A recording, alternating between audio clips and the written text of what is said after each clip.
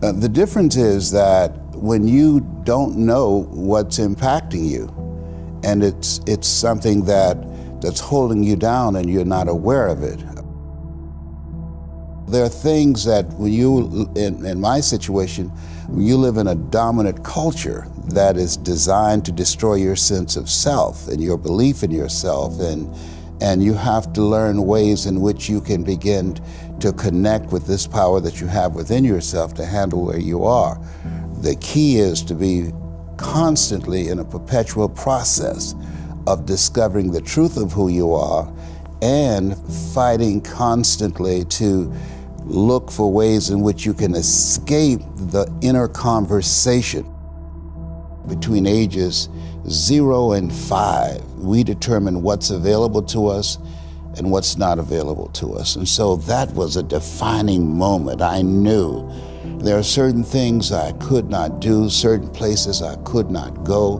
They used to have signs on Miami Beach that said, Jews, dogs, and coloreds not allowed. And so now you have to operate within the constraints of the dominant society and the things that they've created for you. And it's a challenge to see yourself beyond that and to work to get outside of that, even after those laws have changed, because that has become so much a part of you. You unconsciously operate within the parameters of what has been put in place. Like you're driving on the expressway, the 405, and you'll get off on an exit that you weren't going in that direction, but you unconsciously did it because you've done it so many times that many people, because they're not making a conscious, deliberate, determined effort to think outside of what life has thrown at them, they end up doing the same thing over and over and over again. Einstein said that thinking that has brought me this far has created some problems that this thinking can't solve. And so through relationships, through reading, through studies, through goals and dreams beyond your comfort zone, it allows you to begin to live out of your imagination as opposed to out of your history. Disney said, the imagination is a preview of what's to come.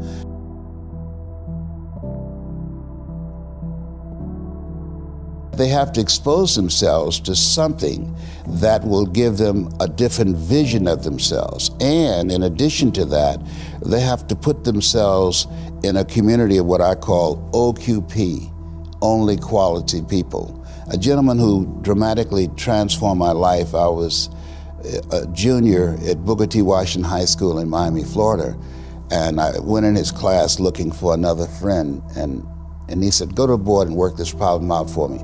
I said, sir, I can't do that. He said, why not? I said, I'm not one of your students. He said, do it anyhow. And the other kids started laughing, saying, he's Leslie, he's DT. And he said, what's DT? His brother is smart, but he's the dumb twin. And I said, I am, sir. And he came from behind his desk and he pointed at me, he said, don't you ever say that again. Someone's opinion of you does not have to become your reality. And he taught me 3 things. He said, if you want to become successful in life, young man, he said, number 1, you got to change your mindset. He said, you don't get in life what you want, you get in life what you are. Number 2, practice OQP, only quality people. You earn within $2,000 to $3,000 of your closest friends. I found that out. I left all my broke friends. I said, y'all gotta go. Because I used to be so broke, I'd pass a bank and trip the alarm, you know? And the 3rd thing he said, develop your communication skills, because once you open your mouth, you tell the world who you are.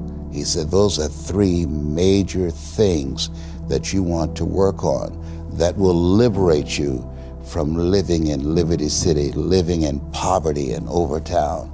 It will help to escape out of where you are right now, because I see you watching me and I know you want more. I can see the hunger in your eyes.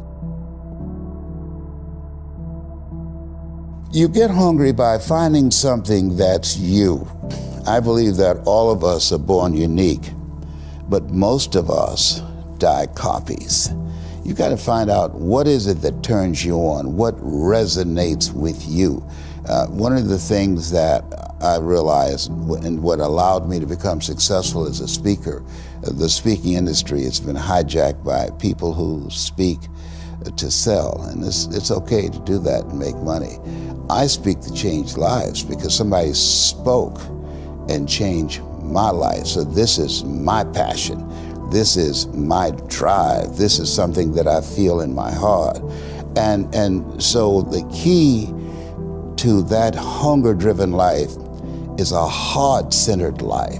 I didn't do what I'm doing for years because of my programming, because of the culture in which I was raised in. I would see other people with degrees and PhDs and MBAs and credentials I don't have, and I convinced myself I couldn't do it. But Mr. Washington, on that day, we became friends, and he taught me not only someone's opinion of you does not have to determine your reality. He said that you have to work on yourself and you have to have an unstoppable attitude, and no excuse is acceptable, and you got to make it a priority, a non-negotiable in your life, and hold a constant vision of what it is you want to achieve. See it accomplished and go all out. Find a way to win. In spite of the setbacks, in spite of the disappointments, in spite of your failures. I tell people when I'm giving presentations, you will fail your way to success. I have a saying, as life knocks you down, try and land on your back, because if you can look up, you can get up. And so those experiences of going after goals that's beyond your comfort zone, and having relationships that will challenge you, and surrounding yourself with coaches and mentors who can take you to a place within yourself that you can't go by yourself because you can't read the label when you're locked in the box. And so those experiences, they challenge you to go to that next level and continue to move forward in your life, doing new and exciting things that eye has not seen, ear has not heard, nor has entered the heart of mankind what God has in store for you when you live a heart-centered life, deciding that you're going to live a life that will outlive you. You're going to live a life that counts, a life that will build a legacy and change the planet. You know, Horace Mann said, we should be ashamed to die until we've made some major contribution to humankind. And so my goal is to make a major contribution to humankind. Every day when I get up, my mindset is, what is it that I can do to touch and impact somebody's life today? What is it? What does that look like? Don't live the life that has been given you by the circumstances, by the people that's around you.